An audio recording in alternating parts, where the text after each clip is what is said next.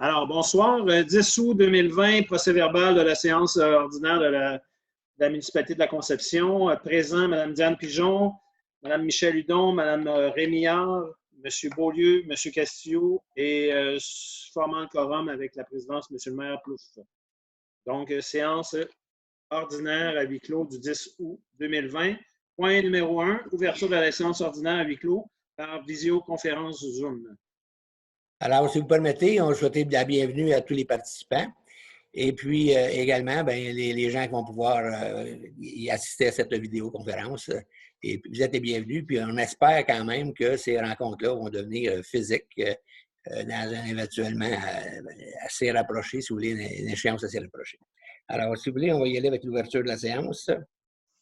Donc, je propose d'ouvrir la séance ordinaire à huis clos par visioconférence. Donc, considérant les mesures exceptionnelles dont l'application est temporaire jusqu'à la levée de l'état d'urgence sanitaire dû à la COVID-19, prévu par le décret numéro 2020-049, émis le 4 juillet 2020. Il est nécessaire de refuser le public lors des présentes séance du conseil municipal ce 10 août 2020 et ce, en raison de l'insuffisance de l'espace des locaux dont la municipalité détient. En conséquence, le quorum ayant été constaté, je propose d'ouvrir la séance de ce soir. Est-ce qu'il y a un proposeur? Propose. Richard Beaulieu? J'appuie. En fait, excusez, j'ai dit proposeur, c'est plutôt Diane qui propose. Oui, ouais, c'est moi qui proposait et Richard qui appuie. C'est ça, c'est beau. Alors, on y va avec le point 2. L'adoption du ordre du jour. Je propose d'adopter l'ordre du jour de la présente séance. J'appuie. Appuyé par M. Gaétan. Castillo. Au point 3, l'adoption du procès-verbal de la séance ordinaire du 13 juillet 2020. Michel? C'est moi qui te fais ça. Désolée. Alors, je propose d'adopter le procès-verbal de la séance ordinaire du 13 juillet 2020. C'est appuyé par Diane. Diane. Alors, Mme Pigeon. Au point 4, l'administration finance, la responsable des finances, c'est Mme Hudon. Allez. Oui, alors c'est l'acceptation des comptes payables et dépôt des autorisations de dépenses. Alors, je propose d'autoriser le paiement des comptes suivants pour la période du 14 juillet au 10 août 2020, et ce pour un montant total de 302 692,80 sous. Alors, on a la liste des comptes fournisseurs du 10 août de 75 818,80. La liste sélective des chèques des déboursés par chèque du même montant. C'est bizarre, ça. Il y a le même montant. Remise provinciale, période du 1er au 31 juillet, 36 178,94. Remise fédérale, période du 1er au 31 juillet, c'est 14 218,68. Remise RRFS au 31 juillet qui est de 19 206,53. Remise RREM au 31 juillet qui est de 956,94. Dépôt salaire semaine numéro 29 à 32 inclusivement de 69 571,84. Paiement des dépenses incompressives par accédé qui est de 10 922,11 pour un total de 302 692,80. Que le directeur général procède au dépôt de la liste des autorisations des dépenses accordées par les responsables d'activités budgétaires et ce en vertu du règlement numéro 02-2019 décrétant les règles de contrôle et de suivi budgétaire. J'ai regardé, si vous permettez, la liste des chèques. Le montant est bon, 302 692,80. Il y a peut-être juste la phraséologie là, du point que Mme Hudon a mentionné. Fait que M. Jacob vous demanderait juste de vérifier pour être certain que c'est correct. Il y a peut-être eu une double ligne. Là, puis il y en a une qui a été sautée. Alors, Michel propose, Mme Hudon propose, et qui appuie? J'appuie. J'appuie. Gaëtan? Castillo? Ouais. OK. Alors, au 4.2, approbation de la liste officielle de la vente pour non-paiement de taxes 2020 par la MRC des Laurentides.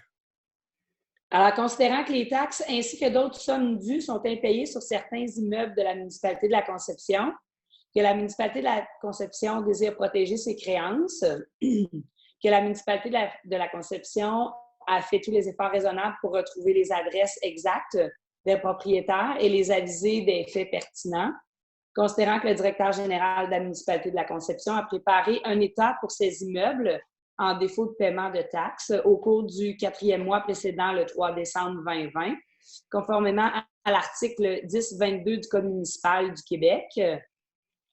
Le directeur général de la municipalité doit transmettre à la MRC des Laurentides un extrait de l'état conformément à l'article 1023 du Code municipal. En conséquence, je propose d'approuver l'état des immeubles à mettre en vente pour défaut de paiement de taxes et portant les inscriptions.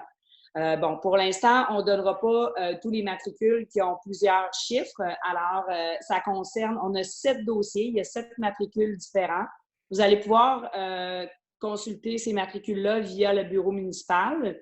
Vous avez qu'à consulter Mélanie et elle va vous donner l'information. Donc, que le dit état soit transmis à la MRC des Laurentides pour procéder à la vente des immeubles pour défaut de paiement de taxes conformément au Code municipal et que le directeur général, M. Jacob, ou Mme Claude Piché, directrice des finances, soit mandatée à représenter, la municipalité de la Conception lors de la vente pour défaut de paiement de taxes, laquelle aura lieu le 3 décembre 2020, afin d'enchérir ou d'acquérir des immeubles, s'il y a lieu pour un montant égal à celui des taxes en capital et intérêts et frais, ainsi qu'un montant suffisant pour satisfaire à toute créance propriétaire ou hypothécaire d'un rang antérieur ou égal à celui-ci des taxes municipales, conformément à l'article 1038 du Code municipal du Québec.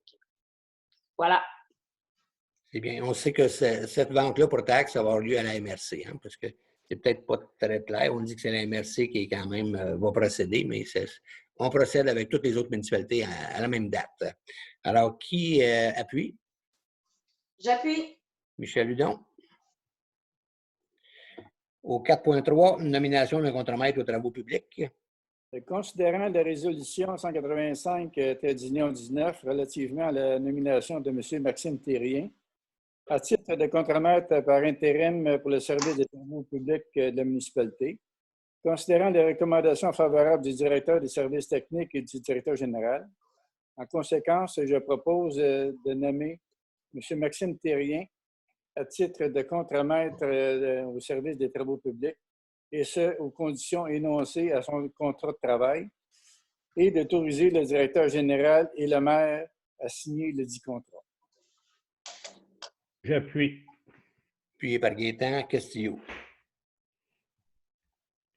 OK. Au 4.4, il s'agit de l'ouverture du poste adjointe exécutive au service du greffe, remplacement en cause de maladie. Alors, considérant le départ d'un employé pour congé de maladie, considérant les besoins de la municipalité au service de greffe, en conséquence, je propose d'ouvrir le poste d'adjointe exécutive au service du greffe, eu égard à un remplacement de maladie, et de mandater le directeur général assisté du conseiller responsable des ressources humaines pour le processus d'embauche. Appuyé par Diane. Diane Pigeon. Au 4.5, amendement de la résolution numéro 3720, horaire du directeur des loisirs, de la culture et des activités communautaires. Donc, considérant les résolutions numéro 3720 et 17119 qui augmentent le nombre d'heures prévues au contrat du directeur des services des loisirs, de la culture et des activités communautaires, considérant les besoins de la municipalité au service des loisirs, de la culture et des activités communautaires, spécialement dans la situation présente liée au COVID-19, en conséquence, je propose d'amender les résolutions numéro 3720 et 17119 pour affecter un horaire de 32 heures semaine, et ça à compter du 8 septembre 2020. Appuyé par J'appuie. Gaëtan Castillo. OK. On passe au point 7, la sécurité publique, au 7.1, autorisation de signature d'une entente intermunicipale relative à la délégation de compétences en matière de centrale d'appel, la 911. Alors, considérant l'article 569 du Code municipal du Québec, prévoit que toute municipalité locale peut conclure une entente avec toute autre municipalité, quelle qu'elle soit la loi qui la régit, relativement à tout ou partie d'un domaine de leur compétence, considérant que l'article 468 de la loi sur les cités et villes prévoit des mesures similaires, considérant qu'au terme de la résolution numéro 66-20, la municipalité a délégué à la MRC des Laurentides sa compétence quant à la conclusion d'une entente avec un fournisseur qualifié relativement à la fourniture des services de réception et de répartition des appels d'urgence 911, considérant qu'il y a lieu de signer une entente intermunicipale avec la MRC des Laurentides afin de confirmer la délégation des compétences et définir les rôles et responsabilités de chacun. En conséquence, je propose, et résolu à l'unanimité des membres présents, que le maire Maurice Plouffe et le directeur général, M. Hugues Jacob, soient autorisés à signer pour et au nom de la municipalité l'entente intermunicipale à intervenir avec la MRC des Laurentides relativement à la délégation et délégation des compétences en matière de centrale d'appel 911. C'est appuyé par Annie Rémillard. C'est bon. Alors, on va passer au point 9, l'hygiène du milieu. Au 9.1, ici, on a l'autorisation de signature d'une entente relative à la gestion opérationnelle du règlement 353-2020 de la MRC de Laurentides relatif à la disposition des matières résiduelles. Alors, considérant qu'au terme de son règlement 205-2005, la MRC de la Laurentide a déclaré sa compétence relativement à certaines parties du domaine de la gestion des matières résiduelles.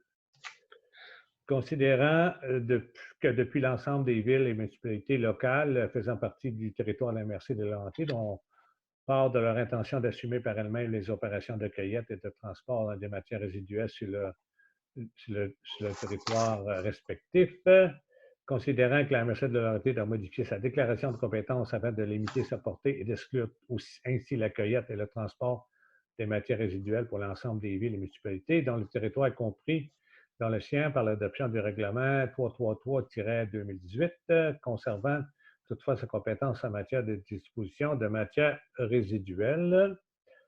En conséquence, et résolu à l'unanimité, je propose que le maire Maurice Plouffe et le directeur général, M. Jacob, soient autorisés à signer pour et au nom de la municipalité l'entente relative à la gestion opérationnelle du règlement 353-2020 de la MRC de Laurentides relatif à la disposition des matières résiduelles.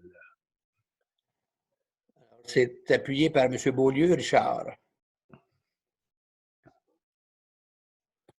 OK.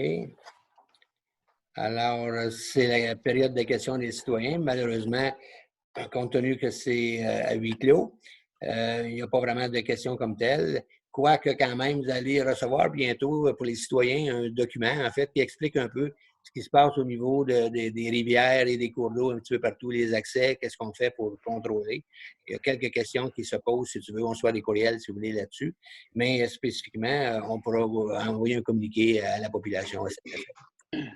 Alors, là-dessus, ça va y aller avec la levée de l'Assemblée.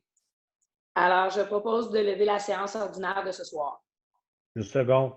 Madame Pigeon, appuyée de M. Castillo. Alors, c'est la levée de l'Assemblée. Merci beaucoup. Et puis, à la prochaine. Espérons que ce sera physique la prochaine fois. Bonsoir et tout le monde. Merci.